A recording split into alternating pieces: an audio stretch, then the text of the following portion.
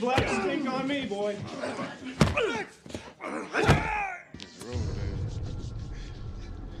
But I got a little problem with this Coach Haskins and all the colored boys. Look out for each other. Don't turn your back on none of them crackers. Tahun 1960-an, rasisme di Amerika Serikat sedang panas-panasnya. Orang kulit hitam dianggap masyarakat kelas 2. Kali ini saya akan membawakan sebuah film biopik tentang perjuangan sebuah tim basket Universitas El Paso, Texas, yang dilatih oleh Don Haskins. Texas Miners menjadi tim pertama yang menggunakan pemain inti berkulit hitam, sempat mendapat teror dari pendukungnya, tapi semua itu mereka bayar dengan kemenangan yang berhasil mengubah stigma orang kulit putih terhadap mereka. Tanpa berlama-lama lagi, inilah dia Glory Road. Texas 1965, terdapat seorang pelatih basket wanita bernama Don Haskins. Dia terkenal keras saat berlatih, dan itu berhasil membawa timnya juara. Don Haskins memiliki 3 orang anak dan 1 orang istri. Dia hidup bahagia di sebuah peternakan di Texas. Ketika asyik bermain bersama anaknya, Haskins mendapat telepon dari Texas Western College El Paso, menawarkannya posisi pelatih basket di kampus itu. Karena El Paso adalah kampus yang kecil, maka Don Haskins akan ditempatkan di asrama pria bersama keluarganya. Dia pun menerima tawaran itu dan langsung berangkat ke kampus.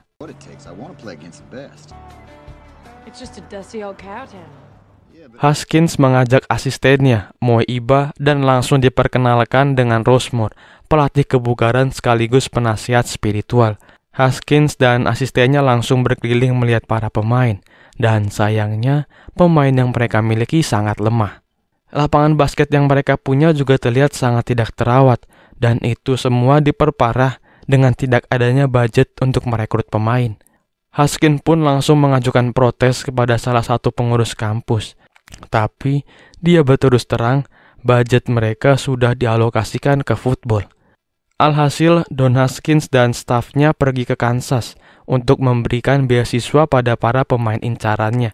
Tapi semua menolaknya karena Texas Western Miners adalah tim yang lemah. Mata Haskins tertuju pada satu bocah kulit hitam bernama Bobby Joe Hill di bangku cadangan. Haskins langsung berbicara pada pelatihnya dan dia menganggap Joe adalah pemain yang sok pintar dan tidak bisa memimpin. Haskins langsung menemui Joe dan menawarkannya beasiswa penuh di Texas. Awalnya Joe menolak karena dia tidak mau menjadi pemain cadangan lagi. Tapi Haskins meyakinkan Joe akan menjadikannya pemain inti. Bobby Joe Hill menjadi pemain pertama yang direkrut Haskins. Haskins berbagi tugas dengan Mo. Haskins akan pergi ke Indiana, sedangkan Mo akan pergi ke New York untuk mencari pemain berkulit hitam. Karena baginya, pemain kulit hitam tidak kalah hebatnya dengan pemain kulit putih. Rosemore menyanggah keputusan Haskins dan menganggap remeh kemampuan orang kulit hitam. Singkat cerita, mereka semua berangkat. Haskins langsung menemui seorang pekerja pabrik besi di Indiana, bernama Harry Flournoy. Harry tidak menggubrisnya, dan mengira Haskins akan melakukan sesuatu yang buruk padanya. Dia pun lari meninggalkan Haskins, tapi betapa terkejutnya dia melihat Haskins yang sudah ada di rumahnya. Haskins menyampaikan keinginannya, memberikan Harry beasiswa penuh dan bermain basket untuk Texas Western College. Ibunya menyambut baik tawaran Haskins, meskipun Harry tidak ingin melanjutkan kuliah. Haskins mengunjungi pemain incaran selanjutnya di Indiana, yaitu Orsten Artis. Awalnya Orsten meremehkan semua masukan dari Haskins. Haskins menantang Orsten untuk melewatinya. Segala trik dan tipu daya dari Orsten tidak membuat Haskins terkecoh. Dia memberikan sedikit pelajaran dan Orsten menjadi pemain ketiga rekrutan Haskins. Cerita beralih ke Bronx, New York. Moe berhasil mendapatkan 3 pemain kulit hitam, yaitu Neville Shedd, Willie Chager, dan Willie Worsley. Tapi Moe harus rela kehilangan bajunya karena keisengan mereka. Singkat cerita, mereka bertiga berangkat ke Texas. Mereka semua merasa heran dengan lingkungan sekitar yang kering dan berbeda jauh dari New York. Di sisi lain, Don Haskins mendapat peringatan karena merekrut banyak sekali orang kulit hitam. Tapi Haskins tidak mempedulikan hal itu karena di mata dia semua manusia adalah sama. Para rekrutan baru berkumpul di ruang makan dan mencoba beradaptasi dengan kebiasaan orang di selatan. Burrito? No, hot doggo. Nacho burrito? No, I'm looking for hot doggo. Tim basket kampus berkumpul di satu meja. Jerry Armstrong, salah satu anggota tim musim lalu, memperhatikan mereka keheranan. Karena pada waktu itu hanya sedikit sekali orang kulit hitam di Texas. Terjadi ketegangan di antara mereka. Mereka semua mulai menunjukkan kemampuannya di ruang makan. Seketika suasana menjadi hening dan mereka melakukan pertandingan basket menggunakan kol. Kondisi kantin menjadi kotor dan berantakan. Rosemore yang menerima aduan langsung masuk dan memarahinya.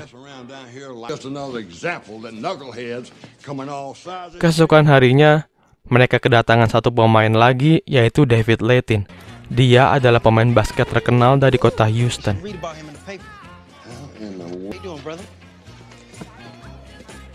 Latihan pun dimulai. Haskins memberi aturan yang harus mereka jalani. Tidak boleh mabuk, tidak boleh tidur larut malam, dan tidak boleh berkencan. Tapi di saat coach menjelaskan aturannya, Joe nyeletuk, dan mereka semua dihukum.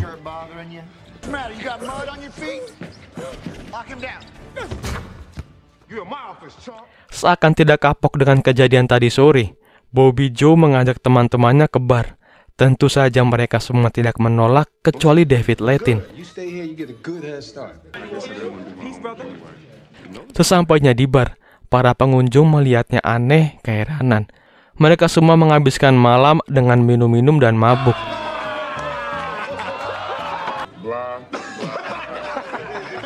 Joe berkenalan dengan salah satu pelayan bar di sana bernama Tina, yang ternyata mereka berdua satu angkatan.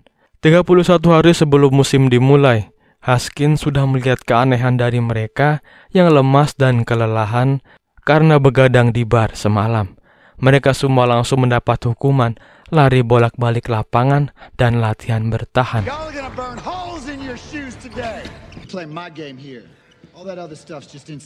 2 minggu sebelum musim dimulai, mereka latihan seperti biasa dan terjadi sedikit gesekan di antara pemain. Masalah lain muncul, nilai Harry Flournoy turun. Haskins memberikan waktu 2 minggu untuk memperbaiki nilainya. Tapi tiba-tiba ibu Harry datang dan mendampinginya selama belajar di kelas. Yes, ma'am. Harry Kane, my son, Harry Kane. Yes, ma'am. Sons? And what is a Pluton? Harry. Latihan dilanjutkan, kali ini Neville Shedd kena semprot oleh Haskins karena performanya saat latihan terus memburuk. Setelah selesai latihan, Haskins masuk ke kamar Shedd dan memberikan tiket pulang karena performanya tidak sesuai harapan. Tentu saja Shedd menolak dan meminta kesempatan kedua, tapi Coach Haskins tidak menghiraukannya. Sehari sebelum musim dimulai, Coach Haskins memberikan sebuah kalimat penyemangat sebelum latihan. Tiba-tiba Shedd datang meminta kesempatan kedua. Shedd akhirnya ikut latihan terakhir bersama, tapi hidungnya berdarah karena tersikut oleh David. Shedd tidak mau pergi ke dokter, dia tetap ingin bermain dan membuktikan diri pada coach bahwa dia layak.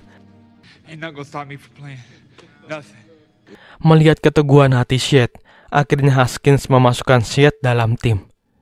Musim mereka dibuka dengan pertandingan melawan tim lemah, Eastern New Mexico State. Tidak ada tepuk tangan dari para penonton untuk para pemain kulit hitam. Semua hening dan tidak menganggap mereka ada. Pertandingan dimulai. Sempat tertinggal di awal pertandingan, tapi akhirnya Texas Western bisa menang dengan 4 angka. Setelah pertandingan selesai, para pemain New Mexico menolak berjabat tangan dengan pemain kulit hitam. Di malam setelah pertandingan, Coach Haskins memergoki Joe sedang berpacaran di atap. Alhasil, dia pun dihukum berlari di tribun malam itu juga. Perjuangan Texas Western berlanjut. Kali ini mereka melawan tim unggulan keempat yaitu Iowa. Seperti biasa, Haskins menurunkan mayoritas pemain kulit hitam di timnya. Babak pertama usai, dan Iowa mengungguli Texas dengan 16 poin. Di ruang ganti, Haskins tetap ingin menggunakan taktiknya, walaupun terbukti tidak berjalan di babak pertama. Babak kedua dimulai, dan tidak ada perubahan berarti untuk mereka. Haskins meminta timeout. Akhirnya, Coach Haskins membebaskan pemainnya bermain dengan gaya mereka. Dan benar saja, mereka tampil tanpa beban. Angka demi angka berhasil mereka dapatkan. Sampai akhirnya, Texas Western Miners bisa membalikan keadaan.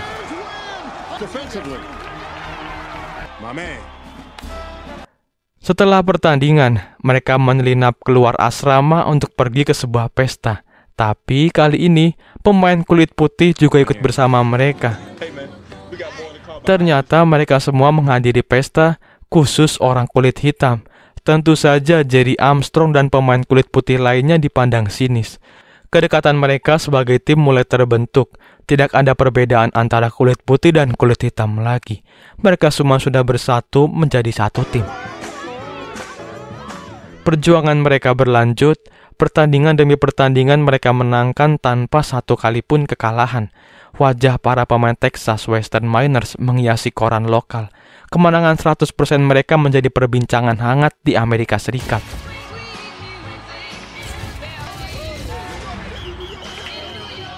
Tapi masalah baru muncul. Saat mereka sarapan di sebuah restoran, Syed yang sedang pergi ke toilet dipukuli oleh orang kulit putih. Tentu saja kejadian itu menyulut amarah mereka dan langsung pergi dari tempat itu.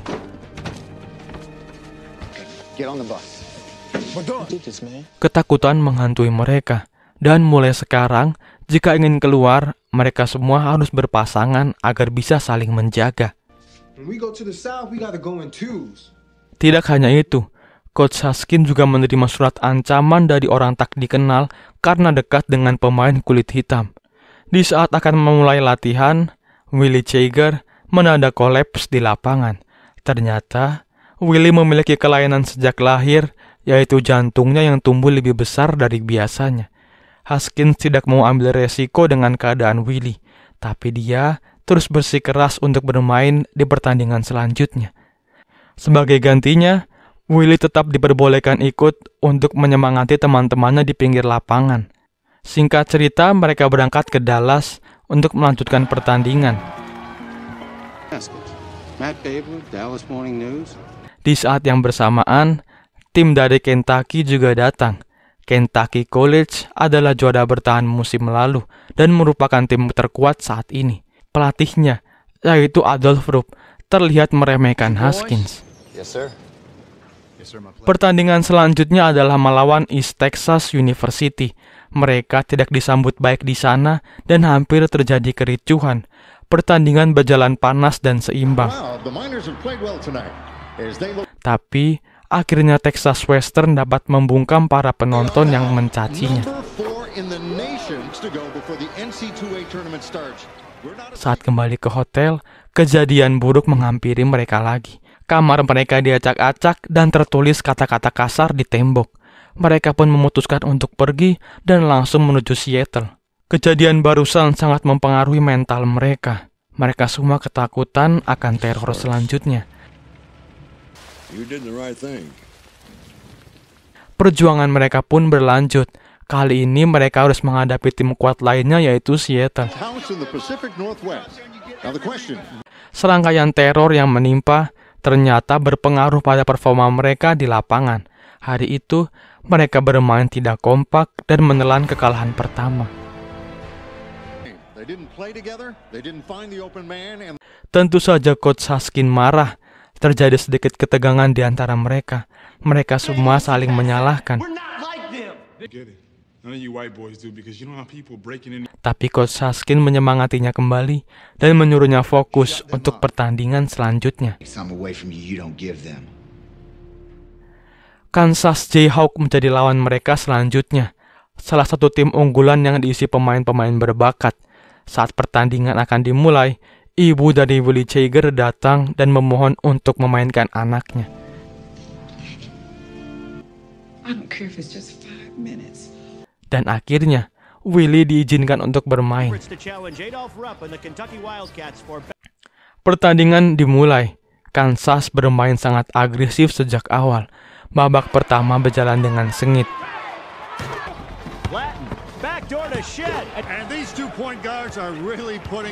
Begitu juga babak kedua dan harus dilanjutkan ke babak overtime.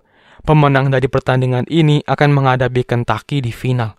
Pemain dari kedua tim terlihat sangat berambisi merebut satu tiket final, sehingga terpaksa memainkan babak overtime kedua. Babak overtime kedua berjalan lebih alot. Kedua tim menunjukkan semangat juang yang tinggi. Kansas Jayhawk hampir dipastikan lolos, tapi lemparan Jojo White dianulir karena dia menginjak garis. Akhirnya Texas Western berhasil lolos ke babak final untuk pertama kalinya melawan Kentucky. Mimpi mereka menjadi kenyataan. Hanya tinggal satu langkah lagi menuju juara. Sebelum pertandingan final melawan Kentucky, diadakan sebuah konferensi pers. Adolph Rupp meremehkan kekuatan Texas Miners yang mayoritas diisi oleh orang kulit hitam. Para pemain yang menontonnya di TV tampak kesal dengan sikap Adolph Rupp. Tidak hanya Rupp yang meremehkan. Saat selesai konferensi pers, Haskins mendengar beberapa orang kulit putih yang menghina pemainnya. Don Haskins mengumpulkan seluruh anggota tim. Dia memberikan kata-kata semangat untuk mereka, dan secara mengejutkan, Coach Haskins hanya akan memainkan pemain kulit hitam untuk final besok. Jerry Armstrong dengan besar hati menerima keputusan Haskins dan membiarkan mereka bermain untuk menunjukkan bahwa warna kulit tidak akan bisa menghalangi mereka menjadi juara. Pertandingan final segera dimulai. Seluruh warga Texas dan orang kulit hitam di seluruh penjuru Amerika menonton pertandingan bersejarah ini. Ini adalah kali pertama dalam sejarah basket Amerika tim yang menggunakan mayoritas pemain kulit hitam dapat menembus final kejuaraan NCAA. Pertandingan pun dimulai. David Layton langsung ngegas dan memberikan dunk di depan pemain Kentucky. Pertandingan berjalan dengan seimbang dan keras, sampai-sampai Adolph Rupp masuk ke lapangan. Salah satu pemain Miners, yaitu Harry Flournoy, terjatuh dan cedera. Itu berarti hanya tersisa satu pemain di bench. Bobby Joe Hill menjadi bintang hari itu dengan 2 kali steal berturut-turut. Adolph Rupp terlihat cemas dengan kondisi di lapangan dan meminta timeout. Pertandingan dilanjutkan.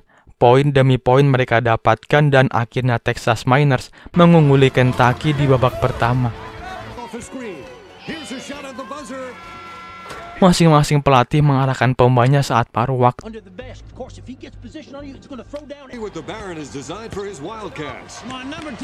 Dan di babak kedua, situasi menjadi berbalik milik Kentucky. Tapi semua itu tidak bertahan lama. Bobby Joe Hill menjadi pembeda dan berhasil membalikkan keadaan lagi. Seluruh pemain Kentucky terlihat sangat tegang. Mereka tidak percaya permainan Texas Miners sangat menyusahkan. All season long, when you had nothing left, you just come up with it.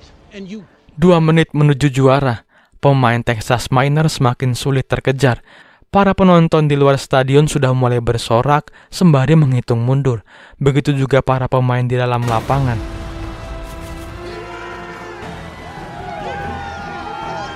Akhirnya peluit akhir pertandingan berbunyi.